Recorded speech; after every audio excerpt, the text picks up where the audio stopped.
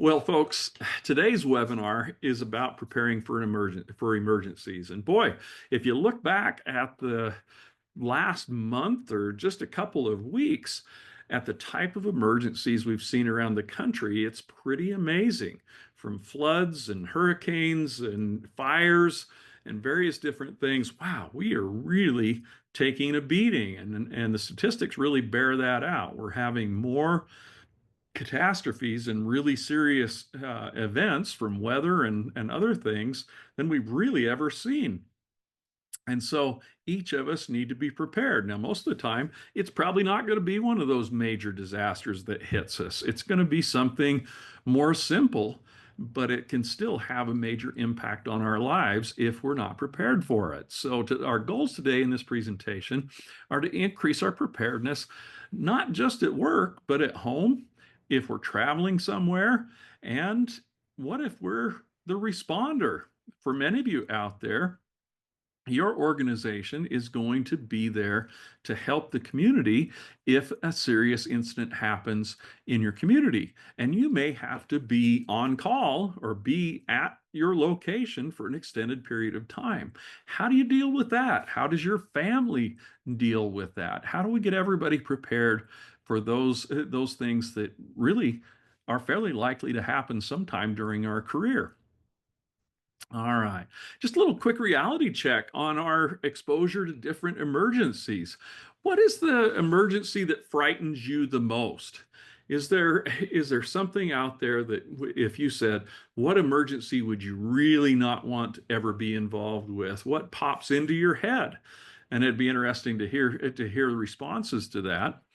But then ask yourself the other question, what is your most likely emergency? And are those two the same thing? In general, our most likely emergencies are not the ones that scare us the most because they're the ones that probably happen more often. Um, some of those emergencies, like a sharknado, they just don't happen, right? Or they don't happen where we are.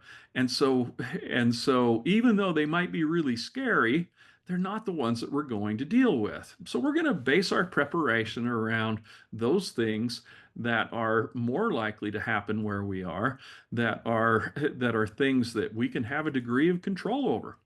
So let's talk just quickly about the steps of preparation, then we'll go a little bit more in depth on each one of these. First, we want to admit that it can happen and happen to us. Evaluate our emergency exposures. What are the things that we may have to deal with? Create a plan around those exposures.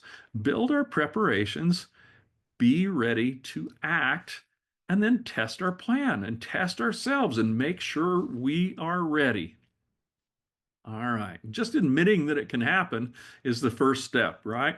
We live in Utah, and in general, we have some wonderful weather. We have a lot of days in between really serious incidents, but when they happen, they can be pretty bad. When we look at the statistics, there are about 3 million workplace accidents or injuries that happen each year, 5,000 fatalities. We have about 11 million auto accidents each year. And for us individually, statistics say that we're going to have a car crash about once every 10 years during our driving lifetime. Well, think about that for your own experience. How are you doing? You having an accident more often than that or less often? Well, either way, statistics tell us we need to be prepared for all of these types of incidents in our lives. We need to be prepared for that emergency to happen. And I'm here to tell you that mental preparedness many times is the difference between just a bad day and a total disaster. And and it doesn't have to be a over the top type emergency to have a really bad day or to have a disaster if we're not mentally in the game. So how do I get mentally prepared for an incident to happen? I can tell you through my career, I've seen times when people who I didn't expect would be the hero of the day stood up and did what needed to be done. And there have been other times when people who I thought were the leader, the people that would really take charge and do the right thing, kind of fell apart. And so, how do we go about preparing mentally for an incident to happen? This isn't easy. But one of the things is we just have to admit, hey, bad things can happen, and I got to be prepared for it so I can do the right thing and help my family, help my coworkers, or whoever's around me when that problem happens. Um, and say, I will stay aware, mentally aware. I will look at my situation and maintain my awareness. I will keep calm. That is my goal when an incident happens. I will keep calm and I will act when I need to. I'll do the things and not hesitate. And that may mean dialing 911. That may mean starting to do CPR. But if we made the decision ahead of time, it's going to be far easier to do the right things. I will make things better. The difference between somebody making things better and making things worse sometimes can simply be our mental state and our awareness of what's going on around us. So I'm making a conscious decision. I'm going to be a part of the solution and not a part of the problem, and I will be prepared. That's the overall thing. I'm ready when a bad things happens. Doesn't make it any less bad, but it certainly makes the response much easier and may save people's lives when I do that. All right. The number and type of emergencies boggles the mind, right? If you watch the news cycle for any amount of time, you're going to be blown away by the different types of emergencies that we may see out there. And when you think back through your life, the things that you have dealt with or somebody in your organization has dealt with. So we got to plan for that. But let's get real, right? We don't have to prepare for those types of emergencies that don't happen here. You may have been watching some of the video footage from Hurricane Helene and what damage it has caused across the southeastern United States. Well, it's heartbreaking to see the damage that these folks have suffered there, and our hearts go out to them. But from an emergency preparedness standpoint, we don't really have to worry about hurricanes in Utah. It's just not going to happen. We may get some storm events that come from a dying tropical storm, but a full force hurricane just ain't going to show up in Utah. And so let's take that off our list of worries. Now we still have to prepare for severe weather, but I don't have to worry about the specifics of that. So let's evaluate our exposures and say what are the dangers, what are the risks that we're exposed to. And we'll talk about that a little more if you come back for our 10 o'clock session in protecting our property and show you some tools to get to evaluate what those exposures are.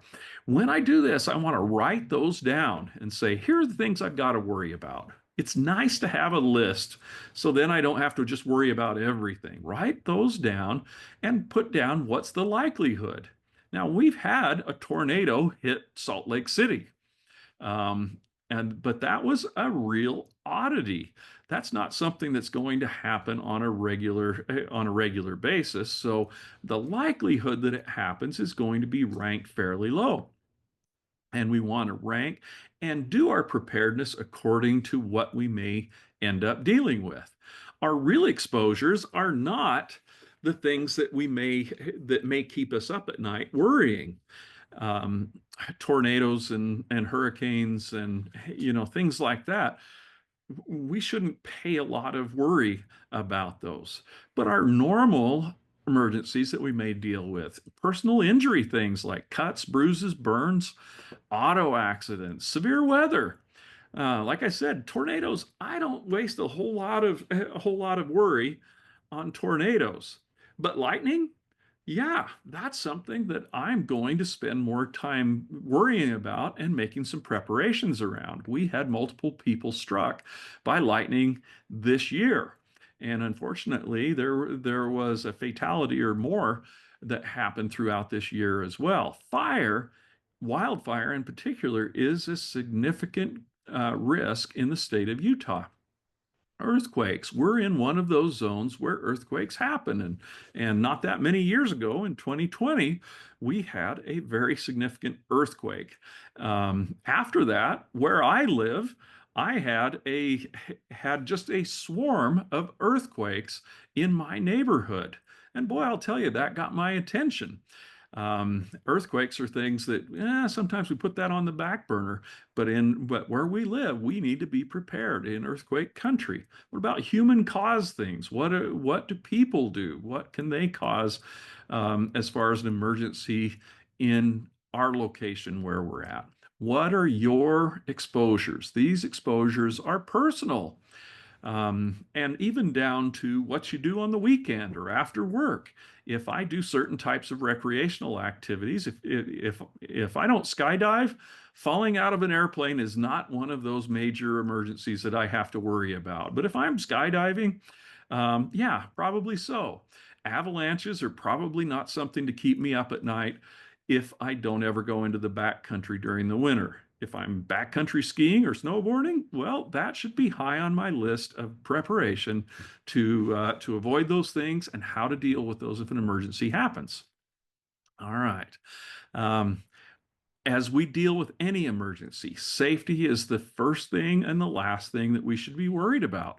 Protect yourself first going into these things. We want to act, we want to do the right thing, but before you dive in to do first aid on somebody who has a bad laceration and they're bleeding, put your gloves on. It's a simple thing to look at the scene and say, what can be unsafe and what do I have to do to make it safe for me? Sometimes it's not safe to go in the scene, and that's okay to stay back if that happens. What's the proper notification?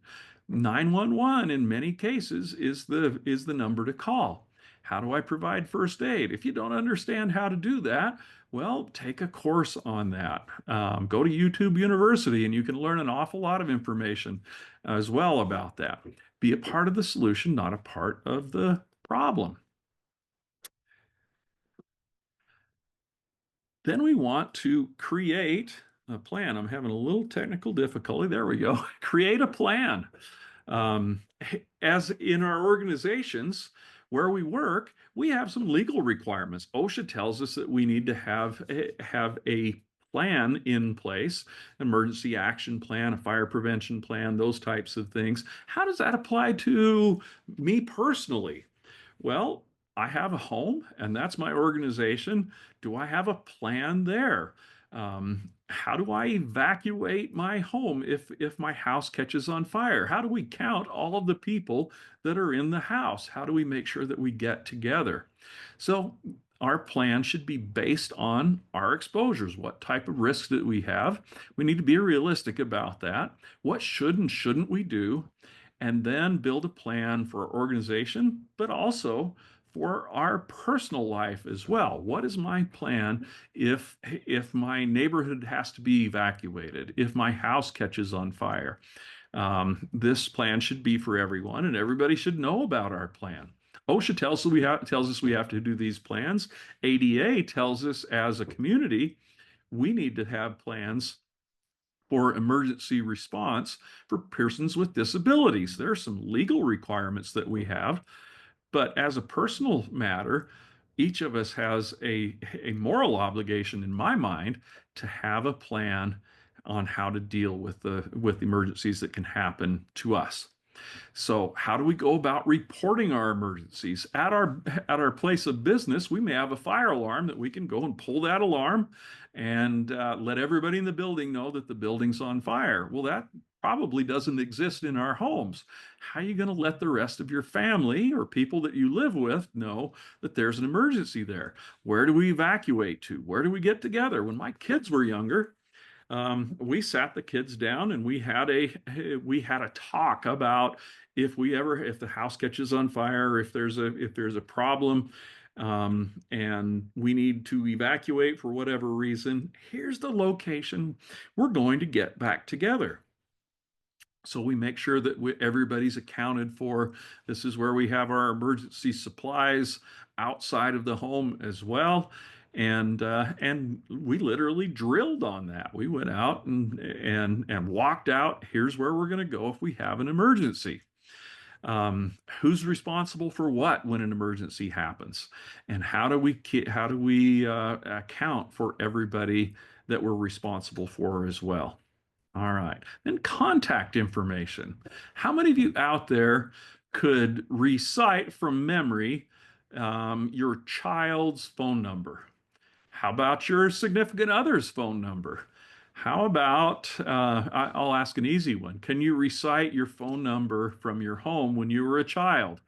Well, that's the easiest one for me. And if you asked me to recite my kids' phone numbers, I wouldn't do very well. I could probably get my wife's phone number, but in this day and age, their number is a button. I tap on their name and it calls. Well, what happens if my phone is damaged or is lost in an emergency? Or the batteries are just dead. How do I get access to that? So, do each of you have a card that has important contact information? As we wrap up this webinar and send out the recording, I will send out some forms that came from Be Ready, Utah. They've done a great job with a bunch of forms there, and one of those is contact information, where you can put down all of those important pieces of information that I may need to call. Your doctor's information, the different numbers in your community that you may have to get a hold of, and particularly our family members or those people close to us. Put that on this written card. You can save it in your phone, which is great, but I like to have a hard copy as well and put that in your wallet or your purse or whatever it is that you're packing around with you on a regular basis. So if we've got a problem, I've got what we need. Now we're going to build our preparations. Now that we've identified our hazards, we need to build some preparations around those. Some of those come from kits, right? Have a basic kit to help us out. What kind of kit am I looking at? Everybody talks about a 72-hour kit, and those are great. We may have those at home. We may have something that they call a go bag or a stay bag. What is that? Well, sometimes we need to shelter in place and stay where we are, and so that bag may look a little bit different than a go bag. A go bag needs to be really portable in a backpack or a 5-gallon bucket or something that I can grab and go right now and have the materials that I need. How about a car bag? How many of you have preparations there? Now I have some stuff that's fairly mobile. This is my emergency kit, and it's pretty fancy. You can see it's been in a Ziploc that's been bouncing around for a long time because I transfer this one from one bag to another. And so if it is backpacking season, it goes with me there. If it's hunting season, it goes in that type of a pack, and that makes it fairly easy for me. But if I have a fixed bag or a fixed box, I won't pick it up because it's heavy. I have a really nice case that I have as a more of a stay bag, but I use it for various different things. It's a nice sealed plastic case that you can put stuff in that will stay dry and clean. The case is sturdy enough that you can use it as a seat. 5-gallon bucket works great for that as well. But what do I have in there? Well, let's talk about what we might have in our kits. Now, I'll send out a variety of lists, a couple of different lists anyway, of what we're going to put in there. Checklists are really a really powerful tool to help us look at our preparations and say, am I ready for whatever might come my way? Now, you don't need to have every item that's on each of these lists, but it helps us mentally to prepare and say, oh, yeah, I've got the stuff that I physically need for the risks that I'm facing. Otherwise, or in other cases, you may say, "Oh, you know what? I am not as prepared for that as I should be, or I used all of my band-aids out of the first aid kit on an emergency that we had. I need to repair those." So at least once a year, we ought to be looking at these kits and ensuring that they're stocked up They're where they're supposed to be and in good condition. So just look at a couple of items that we may have in there: safety glasses, hard hat, safety boots, earplugs, nitrile gloves. I'll talk a couple of things I think are important. Having a retro-reflective vest in your vehicle is, I think that's an important thing. If you ever have to change a tire, if you ever have to deal with an accident, you want people to be able to see you. Here's a really simple one. Take a Ziploc bag and put in it some nitrile gloves. This is a really easy way to have personal protective equipment if you've got to deal with an incident, from a simple cut to something far worse than that. You may throw in an N95 respirator. You may throw some leather gloves to be able to deal with things, but put the things in there that will help you to respond to whatever you're dealing with. I like to have a clipboard, a piece of paper, or just a notepad, something that I can write on, some pens, paper, maybe some markers, a flashlight. I like a headlight because it's far easier to do work and respond quickly if my hands are free. Cameras, all kinds of stuff can go along there. Forms.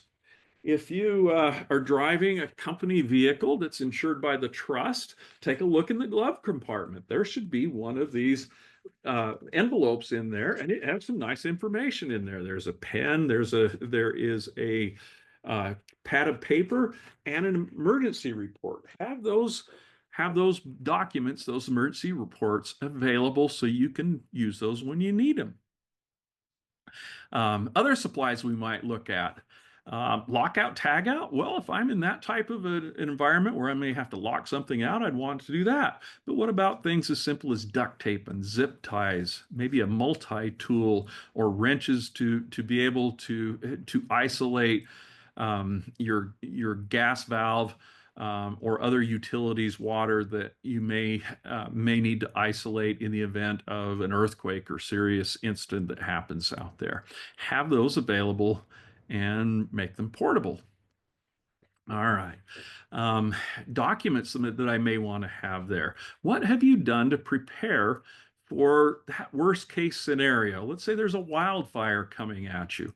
We have right now in Duchesne County, they have a really significant wildfire, and I feel for the people that are there. They're at a moment's notice of I haven't checked it this morning, but last I saw, they were at a moment's notice of having to evacuate their homes.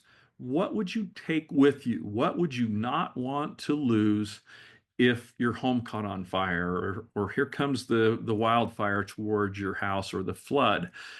Get those documents together.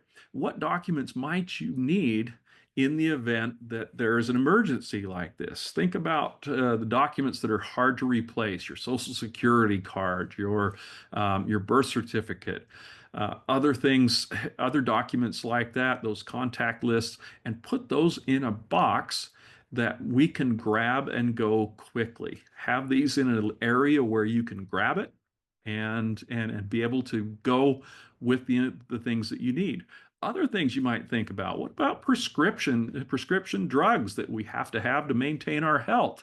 Have those also in your go bag, or in something that I can grab and go quickly with. All right. Other things that we might see in our vehicles. A few things just on preparing for emergency. Make sure your gas tank stays at least half full, and particularly during the winter time, because if I slide off the road somewhere, or the road is closed and I've got to sit in my car for multiple hours, I sure hope I've got a full tank of gas when that happens. So call half full empty on your car, and keep it full as often as we can. And I know that's a challenge sometimes. Um, and put those other things, jumper cables, first aid kit, have those in our vehicles, along with some food and some water, and other things like warm clothing, a blanket or a sleeping bag, something like that, and our safety supplies. Okay. All right. Many of you out there are the responders, or you're working for an organization that has to be operational many times for long periods of time if a big incident happens. Well, we want to be prepared for that. I may be at my office, but if I'm at my office for multiple days, that's not the funnest thing in the world. So, what can I do to be prepared for that? Put together a kit. Have something like a raincoat because if a bad things happens, I don't want to be outside in the rain. I don't want to be wet. Have some comfort things like some dry socks, things that I want to have available to make it nicer for me. Walking around with wet socks, wet feet is not very much fun. Some warm clothing, water, some food, prescriptions, those types of things. Even simple things like some personal wipes that can help you freshen up if you've got to be on your job for multiple days. And as we talk about that, if you can't go home from work because you're there at the office taking care of our communities, what about your family? You've got an extra responsibility to make sure your family is prepared because you may not be able to help them during the emergency. So let's plan that and prepare ahead of that. Other things, make sure your phone is charged at all times. Have maybe a battery backup. Have also power cords available so we can get those charged up. Other things to think about, what happens if cell phones don't work? Do I have a backup? Do we have radios? Radios are really cheap these days. I bought some just simple radios. They're less than $10 each, um, and just bought those online, and and they're pretty nice. They work really well. Batteries last a long time, and they can help us out a lot in the event that our phones aren't working. What about power backups? We've got to be safe if we have generators. Have those so we're not going to have carbon monoxide poisoning, so we're not going to light fires. All of those things. Have spare batteries available, some power packs, make sure your cables are available. Other things, do I have a backup for those critical documents? I recommend having both a hard copy and a soft copy of those. If I save those on the cloud, I may be able to get those back easier, but I might have something like a thumb drive. Okay, so now we've talked about all this, and you've looked at yourself and you said, "I'm pretty prepared." Ask yourself, is your family prepared? Will they be ready if there's a challenge to them in an emergency? If you're not there, what kind of discussion will you have with your family or those that you share a home with tonight? Ask them the questions, and how do we go about getting more prepared for whatever may come our way. So just in summary, make sure you're mentally prepared. I know that's hard, but thinking through, what will I do when this happens? I'm going to be a part of the solution, not the problem. Have a plan, write it down, train, practice on these things, and make safety the priority in all that we do. Safety first in any emergency response. We never know when it's going to happen, so we've got to make sure that we're prepared. All right, Mike, do we have any questions about the session? No, we don't have any questions right now, folks. If you have any questions, go ahead and type them here in the chat, and we'll get Jason to answer them for us. Some All good right. stuff, though, Jason. I mean, this is really important things. Really good, really great information on just making sure we've got that plan in place, so when something happens, that we're able to respond. Yeah, thanks, Mike. Absolutely.